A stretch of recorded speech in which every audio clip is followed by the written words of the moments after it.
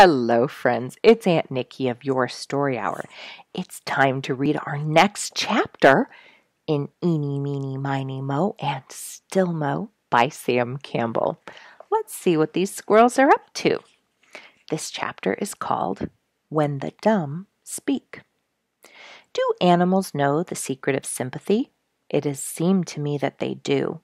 In my childhood, there was a big, homely mongrel named Sport, who lived at my grandfather's farm.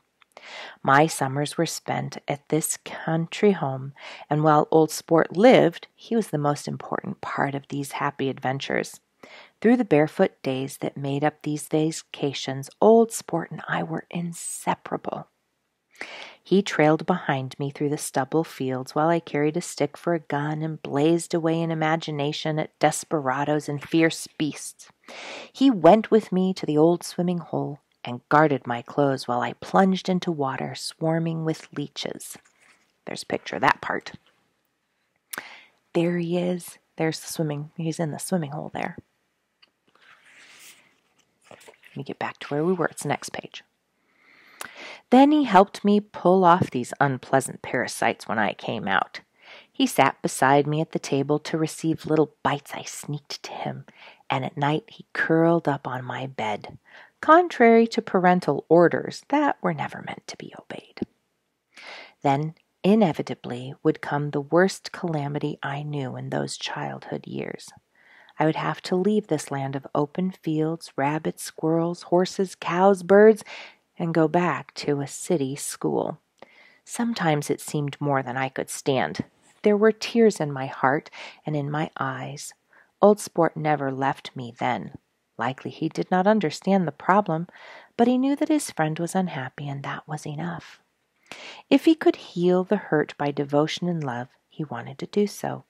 Whenever I paused for a moment, he pressed against me, his ears laid back, his eyes looking right into mine, trying to tell me that he would bite the pants off anything that bothered me if I would just let him know what it was.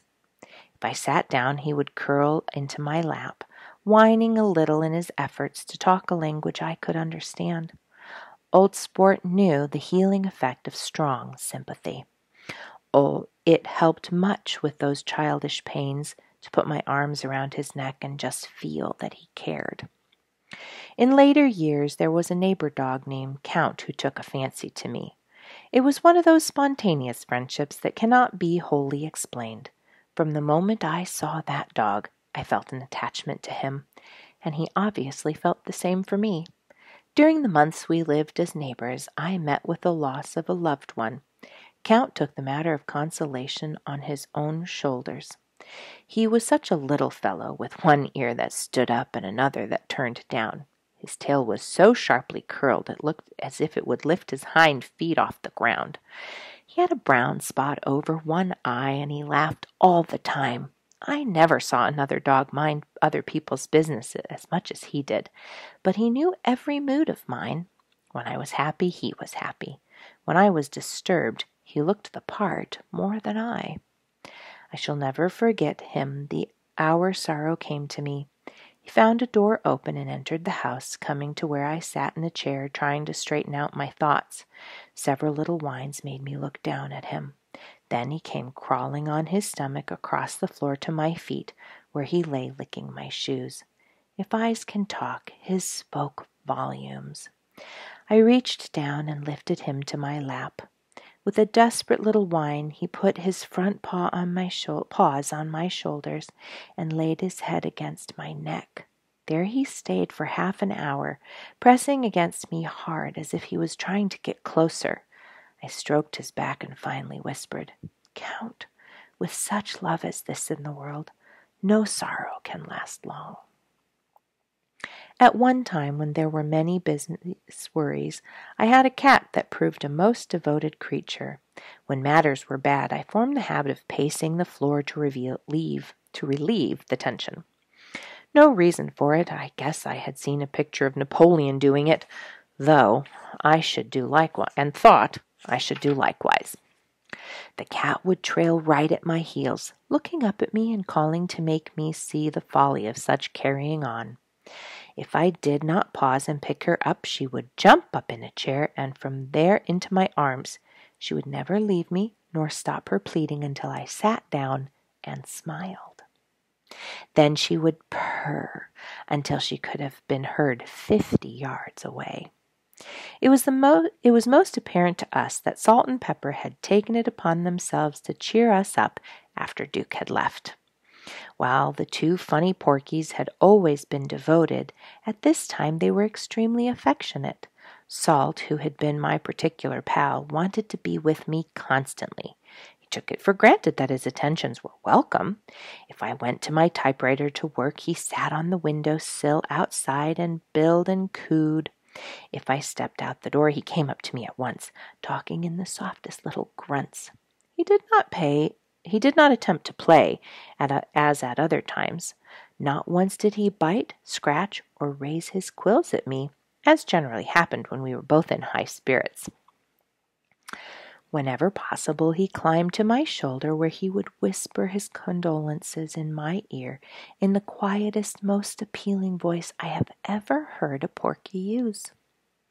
Giny was experiencing the same attention from the two porcupines, but particularly from Pepper.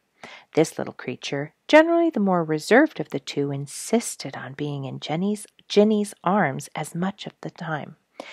Like Salt, she dealt in soft little talk of porky poetry. What made their behavior more startling still was that for some time they had been drifting away from us. They were taking more and more to the woods, but there could be no question about it. Something was influencing them. My conviction is that they definitely felt our need of sympathy and companionship. One seeks old friends when one's heart is heavy. The evening after Duke had left, I went over a familiar trail to look for Inky, my first porcupine pet. Inky would now be about 6 years old, half the porcupine's usual life. His home has always been the heaviest forest directly opposite our island on the mainland. The summer before I had found him fairly often, but this year he had not put in an appearance.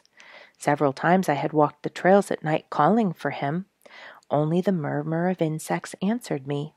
There was evidence of porcupines visiting the salt lick we had prepared for Inky, but this might be Salt and Pepper or one of the nameless porkies that dwell in these woods.